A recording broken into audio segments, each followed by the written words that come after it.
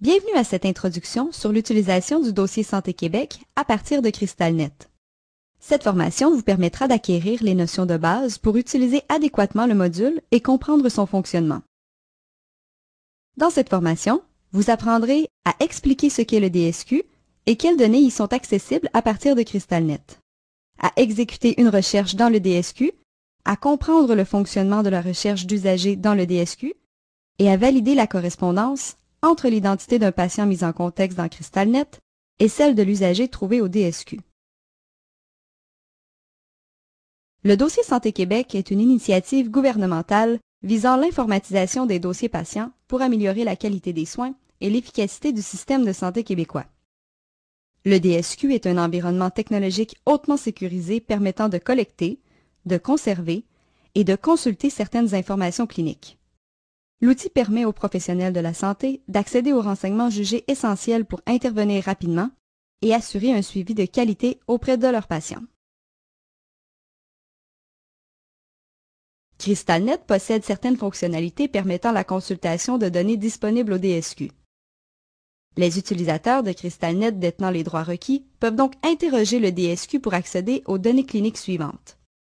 Les médicaments prescrits obtenus dans les pharmacies branchées au DSQ, les ordonnances en attente de récupération prescrites en format électronique, les résultats d'analyse de laboratoire effectués dans un établissement public du Québec et les résultats des examens d'imagerie médicale effectués dans un établissement public du Québec.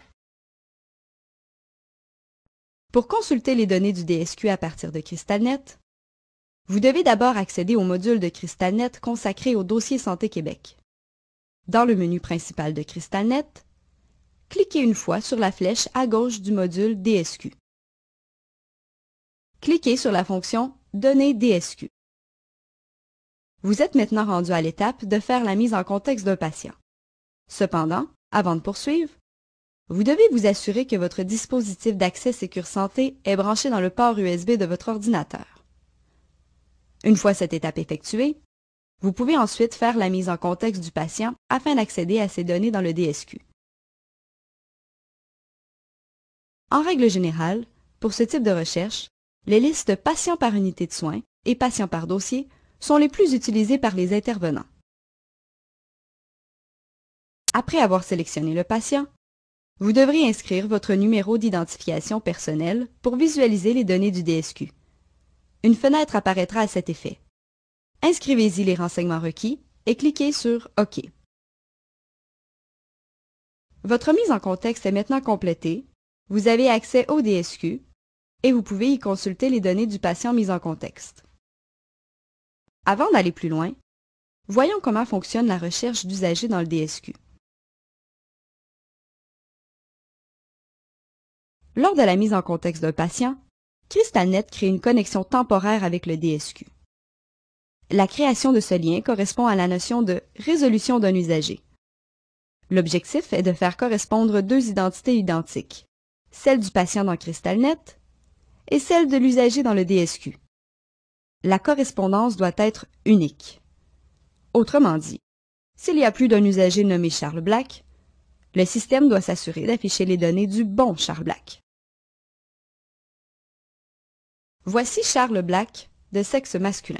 Sa date de naissance est le 1er mars 1955 et son numéro d'assurance maladie est Black 5503-0101. Voici maintenant quelques patients inscrits au registre des usagers du DSQ. Nous y retrouvons bien sûr notre Charles Black. Nous y retrouvons aussi un autre Charles Black né la même journée, soit le 1er mars 1955. Son numéro d'assurance maladie est cependant différent. Finalement, nous retrouvons dans le DSQ un troisième usager, Charlotte Blanchard, de sexe féminin, née le 3 janvier 1955. En plus de Charlotte Blanchard, le DSQ présente donc deux usagers qui ont exactement les mêmes données, à l'exception de leur numéro d'assurance maladie. Comment CrystalNet fait-il alors pour afficher les données du bon Charles Black? Pour retrouver un usager au registre du DSQ, CrystalNet effectue automatiquement une recherche en utilisant le nom, le prénom, le sexe, la date de naissance et le numéro d'assurance maladie. Une correspondance unique est trouvée lorsque les informations correspondent parfaitement, ce qui est généralement le cas. L'intervenant peut donc poursuivre sa navigation dans CrystalNet.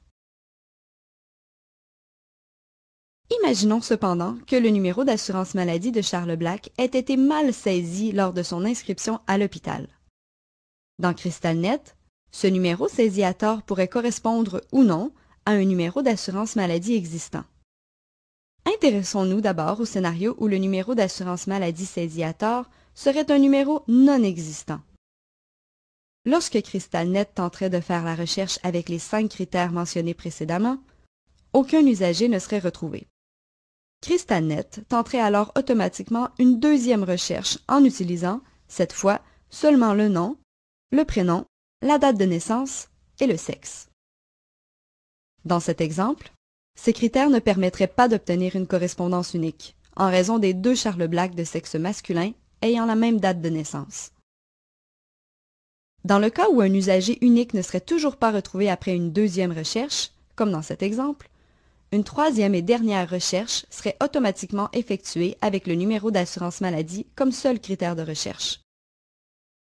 Puisque le numéro d'assurance maladie saisi initialement comportait une erreur et que ce numéro n'est attribué à aucun usager, aucune correspondance ne sera effectuée. Le message d'erreur suivant s'affichera dans CrystalNet. Usager non trouvé au registre des usagers. Voyons maintenant le scénario où le numéro d'assurance maladie saisi à tort serait celui de quelqu'un d'autre. Dans ce cas-ci, le numéro d'assurance maladie de Charles Black différerait dans CrystalNet et dans le DSQ. Pour cet exemple, supposons que la personne à l'accueil ait saisi le numéro de Charlotte Blanchard dans le dossier de Charles Black au moment de l'inscription. Les 2 premières recherches ne permettraient pas d'effectuer une correspondance. CrystalNet passerait donc à la recherche par numéro d'assurance maladie. Cette recherche aboutirait à une correspondance unique, mais erronée. Autrement dit, CrystalNet afficherait les données du DSQ de Charlotte Blanchard au lieu de celles de Charles Black. CrystalNet aviserait alors l'intervenant d'une divergence entre les identités. Un message et une icône d'avertissement s'afficheraient à cet effet. Dans ces cas d'exception, l'intervenant doit faire preuve de vigilance pour valider qu'il s'agit bien du bon dossier patient.